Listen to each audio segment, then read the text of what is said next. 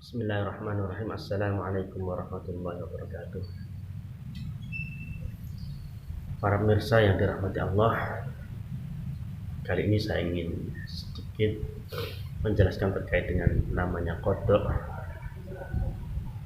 ataupun qadar yang sering kita dengar dengan istilah takdir, yang mana takdir ini adalah kehendak Allah Subhanahu wa taala yang telah ditetapkan oleh Allah Subhanahu wa taala sebelum kita dilahirkan di dunia ini, yang mana pula takdir ini tidak akan pernah lepas daripada kehidupan makhluk Allah, termasuk kita selaku umat manusia. Oleh karenanya tidak sedikit di antara kita yang berpikir bahwasanya bagaimanakah ending hidup kita nanti, bagaimanakah di penghujung hayat kita nanti, termasuk golongan orang-orang yang selamatkah kita atau bahkan sebaliknya menjadi orang yang terjumus di dalam kemaksiatan dan sebagainya. Oleh karenanya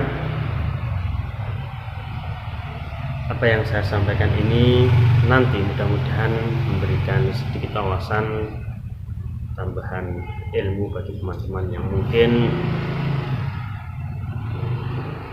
selama ini pernah merasakan, berpikir dalam, merasakan keresahan, bimbang, ragu, bahkan bingung karena belum jelas alur hidupnya ini kelak menjadi orang yang husnul khotimah atau bahkan menjadi yang su'ul khotimah. Tapi pada dasarnya wajib bagi kita untuk kita tekankan pada diri kita,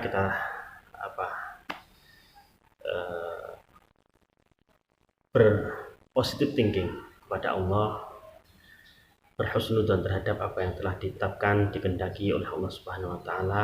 Mudah-mudahan saja kita yakin bahwasanya kelak di yaumul qiyamah kita menjadi golongan orang-orang yang husnul khotimah. Dengan kita berhusnudzon kepada Allah Subhanahu wa taala, tentunya tidak luput kita harus tetap mengaplikasikannya dengan hal-hal yang sifatnya ubudiyah, yaitu menjalankan perbuatan-perbuatan, perilaku harian kita yang sifatnya ibadah, yaitu segala sesuatu yang diridhai oleh Allah Subhanahu wa taala. Pemirsa saya dirahmati Allah, ada 3 hal yang perlu saya sampaikan bahwasanya terkait dengan qada dan qadar ini, mudah-mudahan nanti bisa kita terapkan sehingga 3 hal ini nanti sebagai pengawal perilaku kita, sebagai pengawal perjalanan hidup kita, sebagai pengawal ubudiyah kita, sehingga perilaku kita, kehidupan kita, ubudiyah kita benar-benar diterima oleh Allah Subhanahu wa taala hingga kelak di yaumil qiyamah. Allahumma amin. Yang pertama adalah doa. Bahwasanya Nabi SAW pernah menyampaikan di dalam hadisnya, inna doa yaruddul qada, sesungguhnya doa itu bisa menolak qada. Di redaksi lain diceritakan bahwasanya la yaruddul qadar illa doa, tidak ada yang menolak takdir Allah kecuali doa yang dipanjatkan kepada Allah Subhanahu wa taala untuk minta kebaikan hidup dunia maupun di akhirat. Hal ini sebagaimana juga yang pernah diberikan contoh Nabi SAW dalam doa kunut, bahwasanya waqini syarra ma qadait atau waqini bi rahmatika syarra ma qadait. Ya Allah, lindungilah hambamu ini, selamatkanlah hambamu ini, jagalah hambamu ini dari qada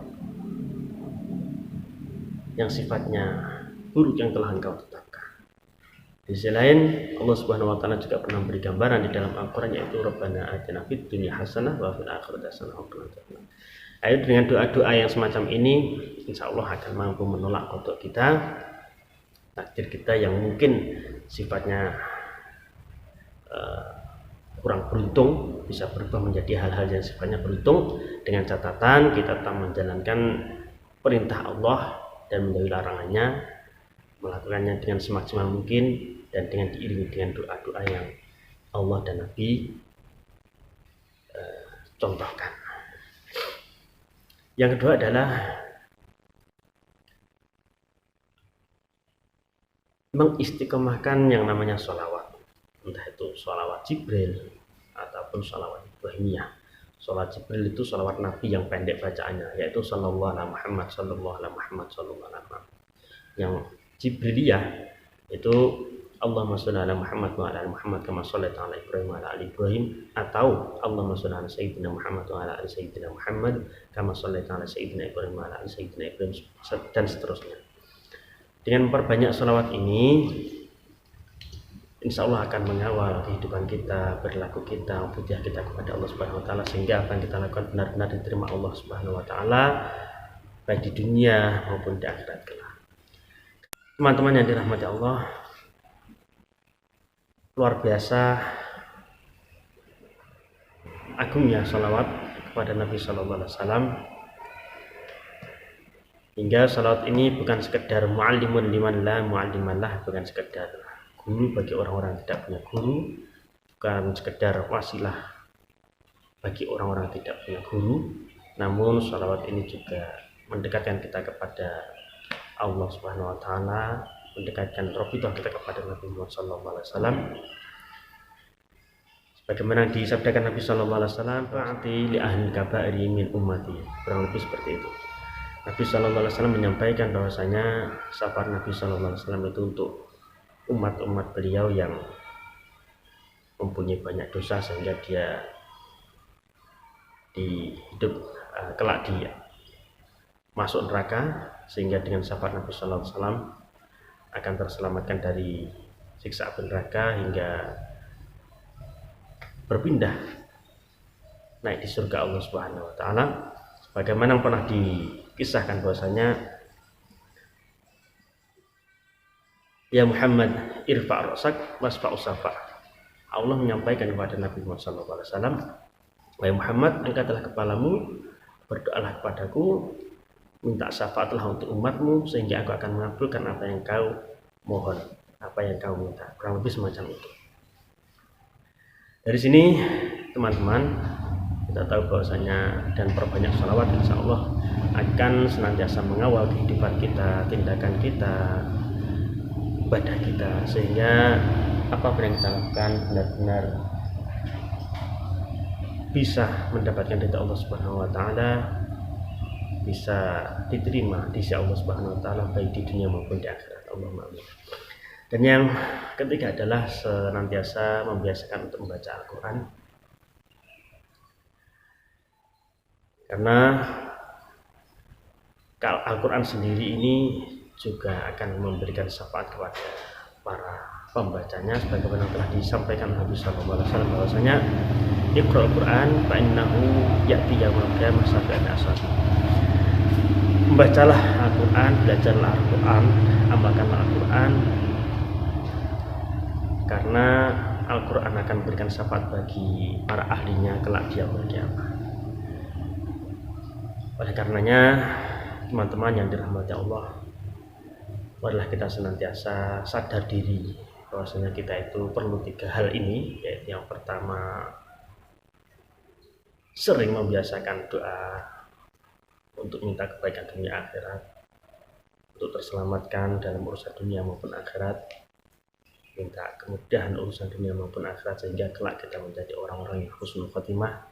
Itu juga membiasakan sholawat Nabi, juga membaca Al-Quran. Yang perlunya 3 hal ini akan mengawal kehidupan kita, memandu kehidupan kita, mengawal ubudiyah kita yang mungkin selama ini kita berbuat kebaikan belum tentu diterima oleh Allah Subhanahu Wa Taala. Dengan 3 hal ini, dengan memperbanyak doa, memperbanyak sholawat, dan memperbanyak baca Al-Quran dan sebagainya, insya Allah akan senantiasa meningkatkan kualitas perilaku kita, tindakan kita, ubudiyah kita, yang sifatnya membuahkan ibadah pada Allah Subhanahu Wa Taala, dan kelak insya Allah benar-benar akan diterima oleh Allah Subhanahu Wa Taala dan menjadi penyelamat kita, wasilah penyelamat kita, akan menjadi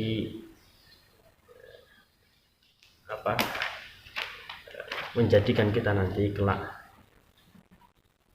husnul khotimah. Teman-teman yang dirahmati Allah, kiranya cukup sekian apa yang saya sampaikan terkait dengan takdir ataupun kodok kodar ya, yang mungkin teman-teman selama ini mungkin punya takut karena kelak bagaimana hidup kita, diterima atau tidak amal kita. Oleh karenanya dengan 3 hal inilah insya Allah jitu akan senantiasa mengawal kehidupan kita, mengawal perbuatan kita, mengawal ibadah kita, sehingga semuanya akan bisa diterima oleh Allah Subhanahu wa taala. Terima kasih, mudah-mudahan bermanfaat. Selamat melaksanakan tentang hal tersebut. Banyak doalah, berbanyak sholawat dan berbanyak Al-Quran, karena pasti 3 hal ini akan memberikan kemudahan kita kelak di yaumul qiyamah dan menjadikan kita husnul khotimah. Wabillahi taufiq wal hidayah. Assalamualaikum warahmatullahi wabarakatuh.